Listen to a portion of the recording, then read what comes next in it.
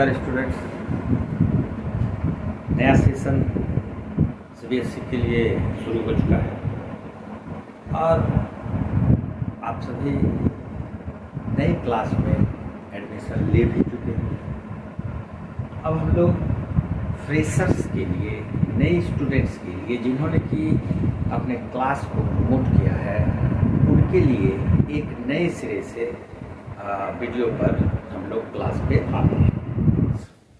मैंने कई जगह देखा है, कई स्टूडेंट्स में देखा है कि रैशनल नंबर और इरेशनल नंबर में जो डिफरेंस है उसको वो समझ नहीं पाते हैं।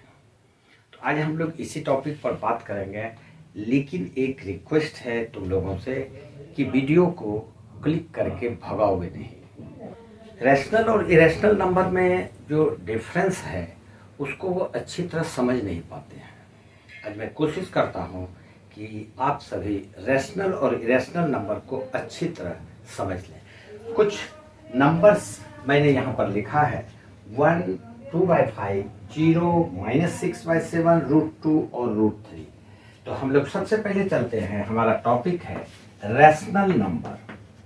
Rational numbers.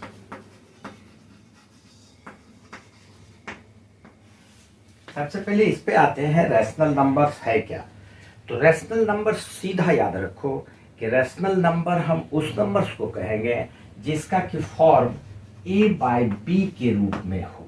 अगर वो a/b के रूप में है, न्यूमरेटर बाय डिनोमिनेटर अगर ऐसा है तो हम उसको रैशनल नंबर बोलेंगे। लेकिन कंडीशन ये है कि यहाँ पर b 0 नहीं होना चाहिए। a 0 हो सकता है लेकिन b 0 नहीं होगा। जैसे एग्जाम्पल अगर हम लेते हैं तो एग्जाम्पल में हम कह सकते हैं 0 रैशनल नंबर है, क्योंकि 0 को हम लिख सकते हैं 0/1।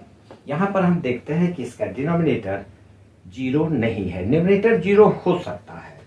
फिर दूसरा एग्जाम्पल इसका हम लोग लेते हैं 1/0। अब यहाँ पर 1/0 में हम क्या देख रहे हैं कि डिनोमिनेटर इसका 0 है, लेकिन इसके कंडीशन के मुताबिक जिसका डिनोमिनेटर 0 हो वो रैशनल नंबर नहीं होगा। तो हम कह सकते हैं कि ये रैशनल नंबर नहीं है। रैशनल नंबर ये नहीं है। एक और तरीका इसका है समझने के लिए कि अगर किसी नंबर में हम किसी नंबर से डिवाइड करते हैं तो अगर उसका कोशेंट आ जाए, तो हम बोलेंगे वो रैशनल नंबर है। जैसे कि 5/7, इसको अगर हम डिवाइड करते हैं तो कुछ तो कोशेंट आता है, पॉइंट में ही हो। 3/2, इसको अगर हम इसमें डिवाइड करेंगे तो कोशेंट कुछ आएगा, तो हम इसको रैशनल नंबर बोलेंगे। सीधा बात है कि रैशनल नंबर हम उस नंबर्स को बोलेंगे जो p/q न्यूमरेटर बाय डिनोमिनेटर के फॉर्म में हो, लेकिन डिनोमिनेटर उसका 0 नहीं होना चाहिए। अगर ऐसा नंबर्स है तो हम उसको रैशनल नंबर कहेंगे। ठीक है। अब यहाँ पर जो कुछ नंबर्स यहाँ पर जो लिखा गया है, इसमें से इस पर हम लोग डिस्कस करते हैं। सबसे पहले 1 को हम लोग लिख सकते हैं 1/1। ठीक, यह a/b के फॉर्म में है, जहां की b इसका 0 नहीं है, तो ये रैशनल नंबर होगा। दूसरी बात है कि अगर 1 में 1 से डिवाइड करते हैं तो इसका कोशेंट आएगा। दोनों तरह से देखो, कोशेंट आएगा, इसका मतलब ये रैशनल नंबर है। फिर आ जाते हैं हम लोग 2/5 में। 2/5 में हम लोग ये न्यूमरेटर बाय डिनोमिनेटर के फॉर्म में है ही, और इसका जो डिनोमिनेटर है ये नॉट इक्वल टू 0 है, तो हम इसको रैशनल नंबर बोल सकते हैं। ये भी बात समझ में आ गई होगी।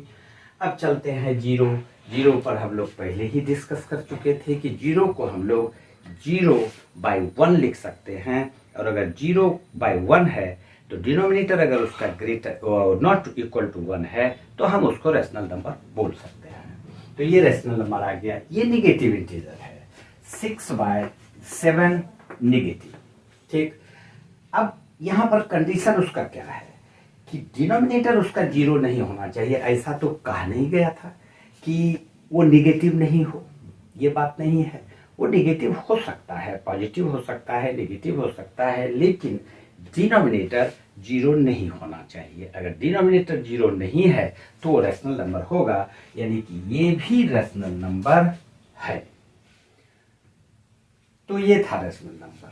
रैशनल नंबर, उम्मीद है अच्छी तरह से आप लोग समझ गए होंगे। Those numbers which are in the form of p by q where q is not equal to 0 are called rational numbers.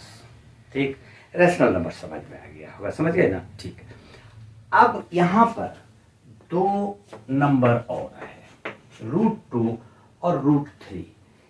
इसको देखने के पहले एक बात और मैं चाहता हूँ डिस्कस कर लो, जिससे कि इसको समझने में ज़्यादा आसानी होगी। इसको डिलीट कर, एक पॉइंट और है जिस पर कि हम चाहते हैं कि डिस्कस कर लिया जाए, जिससे कि इस दोनों √2 और √3 पर जब हम लोग एक्सप्लेनेशन करेंगे, डिस्कस करेंगे, तो वो ज़्यादा क्लियर करेगा। तो ये क्या है कि 2/5, यहाँ पर जो नंबर्स हम लोग लिए हैं उसी पर डिस्कस करेंगे। तो कोई भी नंबर ले सकते हो, लेकिन जो जिस पर डिस्कस किए वही लेते हैं।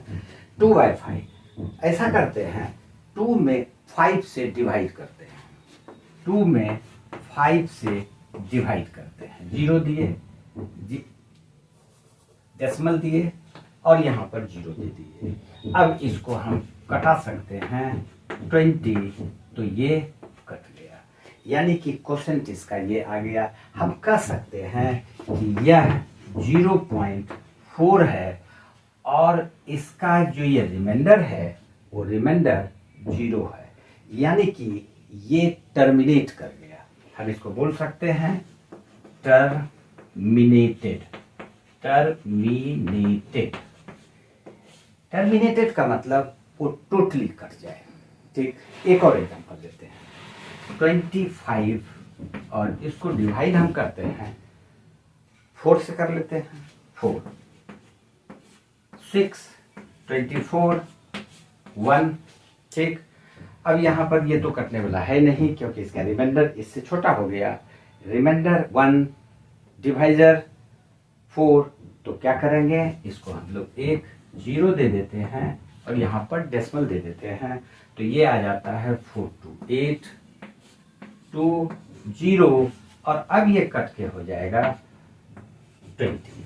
फिर हम क्या देख रहे हैं कि इसका रिमाइंडर 0 आ गया, इसका मतलब ये भी टर्मिनेटेड हो गया। तो अगर टर्मिनेट कर जाता है तो एक तो हम नंबर में ये देखें कि कुछ नंबर्स ऐसा है जो टर्मिनेट कर रहा है। ठीक है, एक और एग्जांपल देखो। एक एग्जांपल हम लोग लेते हैं 10 / 3। तो 10 में हम 3 से डिवाइड करते हैं। 3, 10, 3, 3, 9, 1। ठीक, अब क्या करेंगे, अब तो ये डेसिमल में ही कन्वर्ट करना होगा, तो डेसिमल दे देते हैं, 0 दे देते हैं, फिर 3, फिर 9, फिर 1, फिर 1 आ गया, फिर एक 0 दे देते हैं और फिर 3 से कटा देते हैं, फिर 9, फिर 1। तो ये तो इस तरह से कटता ही चला जाएगा, ये तो अंत कभी करेगा नहीं। तो हम लोग इसको क्या बोलते हैं, ये 3 रिपीट हो रहा है, ये 3 रिपीट हो रहा है। तो एक डिवीजन हम लोग देखे थे जहां पर कि टर्मिनेट कर गया, बिल्कुल कैंसिल, और एक देख रहे हैं ये रिपीट कर रहा है, यानी रिपीटेड डेसिमल हम इसको बोल सकते हैं। इसको कर सकते हैं, इसका वैल्यू 3.33 और ये इस पर बार दे दिए, 3 पर 3 बार 3 ही रिपीट करता रह जाएगा। तो इसको हम रिपीटिव बोलेंगे। ये रिपीट कर रहा है, ये रैकरिंग में है, इसलिए इसको हम, तो रैशनल नंबर में क्या है कि या तो वो टर्मिनेट कर जाए या रिपीट करता हो बार बार, ये यही आता रह जाएगा 3.3333, ये अंत ही नहीं करेगा। तो ये दो कंडीशन है। अब हम लोग चलते हैं इस पर।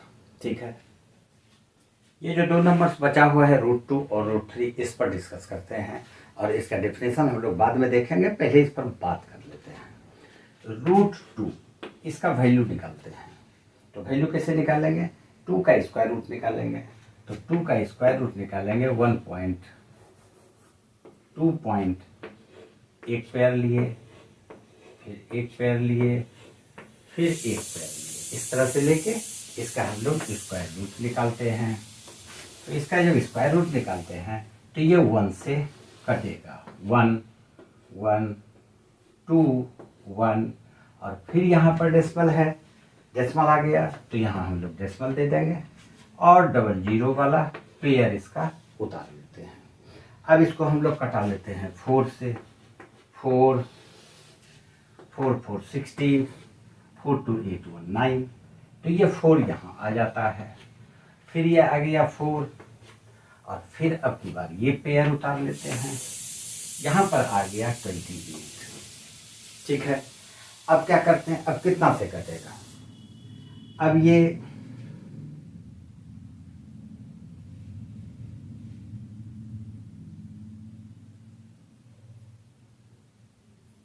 कितना से कटेगा? अगर ये 1 से ही कटेगा तो 1, तो ये आ जाता है 281 और यहाँ पर इसको हम लोग 1 लिख देते हैं, 9 1 और 119। फिर इसका ये वाला पेयर उतार लेते हैं। इस तरह से अगर तुम इसको कटाते जाते हो, इसका स्क्वायर रूट निकालते जाते हो, फिर ये इसी तरह से बढ़ता चला जाएगा और इसको निकालते निकालते कंप्यूटर फेल कर जाएगा। हम लोग तो फेल हैं, तो क्या फायदा इसको? इसमें ये ना तो टर्मिनेट कर रहा है, ये निकलता ही चला जाएगा। हालांकि हम लोग √2 का वैल्यू जब भी यूज करते हैं तो 1.414 लेते हैं, लेकिन वो 1.414 पर टर्मिनेट नहीं किया है। डिवाइड देके इसका स्क्वायर रूट निकाल के देख लो और जहां पर ये पूरी कट जाएगा तो मुझे मैसेज करना। ऐसा होगा ही नहीं क्योंकि ये टर्मिनेट ही नहीं करेगा। तो इस तरह का जो नंबर्स है जो कि ना तो टर्मिनेट करे ना ही रिपीट होता हो, ना टर्मिनेट करता हो बिल्कुल और ना ही रिपीट होता हो, जैसे 414, अब फिर ये 414 के बाद फिर ये 1 नहीं आएगा तो रिपीट नहीं कर रहा है। इसका मतलब है कि ये रैशनल नंबर से बिल्कुल अलग नंबर है। तो ऐसे नंबर्स को जो कि ना तो टर्मिनेट करता हो ना ही रिपीट करता हो, हम उसको इरेशनल नंबर बोलते हैं। फिर उसी तरह से अगर हम √3 का निकालते हैं तो √3 का ऐसे जो वैल्यू हम लोग यूज करते हैं वो 1.732 होता है। तो तुम लोग को लगता होगा कि इसका वैल्यू 1.732 पर ये टर्मिनेट कर जाता होगा, खत्म हो गया, एंड कर गया, लेकिन नहीं। तो खुद निकाल के देख लो, इसके बाद ये वैल्यू बढ़ता ही चला जाएगा, इसका एंड ही नहीं है। तो दूसरी बात क्या है, ये रिपीट भी नहीं हो रहा है। तो जब रिपीट नहीं हो रहा है ना टर्मिनेट कर रहा है तो हम लोग इसको रैशनल नंबर नहीं बोलेंगे। और जब ये रैशनल नंबर नहीं है तो ऐसे ही नंबर्स को हम लोग इरेशनल बोलते हैं।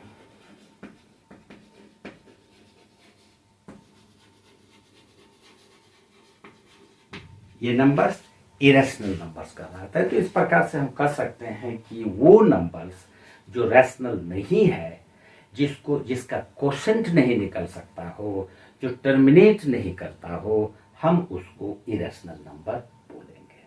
उम्मीद है कि रैशनल और इरेशनल का जो ये प्रेशर होता है स्टूडेंट पर, काफ़ी दबाव में रहता है कि क्या रैशनल है क्या इरेशनल है। उम्मीद है कि आज ज़रूर कुछ ना कुछ क्लियर हुआ होगा, और अगर नहीं हुआ है तो कमेंट में लिखो, कुछ और एग्जाम्पल्स देके मैं तुमको समझाऊंगा। अच्छी तरह से समझ में आ जाएगा, बिल्कुल शुरू है क्लास का, इसलिए इसको समझ के अच्छी तरह से बनाओ। एक टॉपिक यहाँ पर आता है तुम्हारा, उसको भी मैं बतला देता हूँ। यहाँ पर एक टॉपिक है, insert 2 rational numbers between the given numbers, the given rational numbers. हम लोग ले लेते हैं ये दोनों एग्जाम्पल, किसी को भी एग्जाम्पल ले लो, इस दोनों को नहीं लेना, ये रैशनल नहीं है। तो रैशनल नंबर कोई भी हो, हम लोग यहाँ पर 1 ले लेते हैं और 2/5 लेते हैं। इसके बीच में दो रैशनल नंबर्स को इंसर्ट करना है। यहाँ पर 2 के जगह पे 4 हो सकता है, 5 हो सकता है, कुछ भी हो सकता है। इसका कई तरीका है, कई तरह से तुम इसको निकाल सकते हो, लेकिन जो शुरू वाला जिसको कि तुमको बनाना चाहिए वो क्या होता है कि हम लोग को 1 और 2/5 के बीच में दो रैशनल नंबर इस तरह से इंसर्ट करना है। तो अब क्या करते हैं कि ये जो फर्स्ट रैशनल नंबर होगा यहाँ पर इस बॉक्स में जो हम वैल्यू निकाल के रखेंगे वो इसको बोलेंगे फर्स्ट रैशनल नंबर।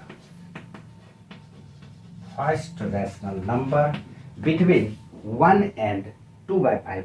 नंबर कोई भी हो, 1 और 2/5 की जगह पे कोई भी नंबर हो बनाओगे इसी तरह से। तो क्या करते हैं, इसको 1/2 हाफ से मल्टीप्लाई कर देंगे और दोनों को ऐड कर देंगे, 1 + 2/5।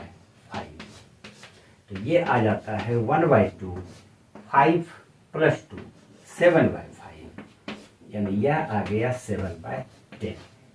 एक रैशनल नंबर 7/10 आ गया। यहाँ पर हम लोग लिख सकते हैं 7/10। अब ये वाला जो बॉक्स है जो कि दूसरा रैशनल नंबर हमको निकालना है, तो इसको कैसे निकालेंगे? इसको इस दोनों के बीच में एक रैशनल नंबर निकाल देंगे। तो सेकंड रैशनल नंबर हो जाता है, सेकंड रैशनल नंबर